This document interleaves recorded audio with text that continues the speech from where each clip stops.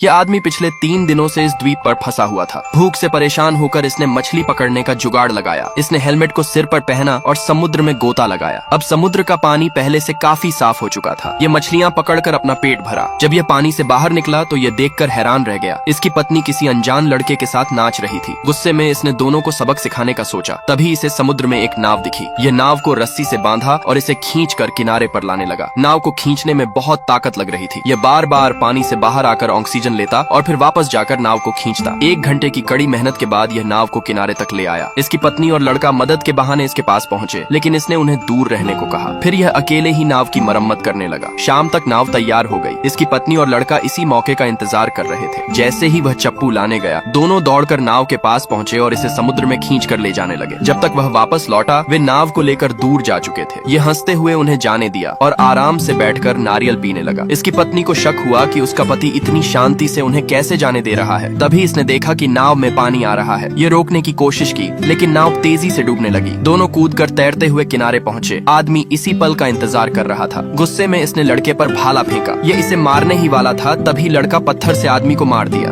अब दोनों एक दूसरे के दुश्मन बन गए। आदमी हथियार लेकर इन्हें खोजने लगा। वे एक पेड़ पर चढ़कर छिपे हुए थे। आदमी भाला फेंककर लड़के को मार डाला। लड़के की तुरंत मौत हो गई। अब इसकी पत्नी इसके बनाई कुटिया में रहने लगी। लेकिन एक दिन कुछ मछुआरे इस द्वीप पर पहुंचे। ये तुरंत उठकर इनके साथ जाने लगी। जाते वक्त इसके पति ने इसे देखा और इशारा किया कि उसे भी साथ ले जाए। वह बार बार नाव की ओर देख रही थी कि कहीं मछुआरे बाहर ना आ जाएं। आखिरकार ये इसे छोड़कर चली गई।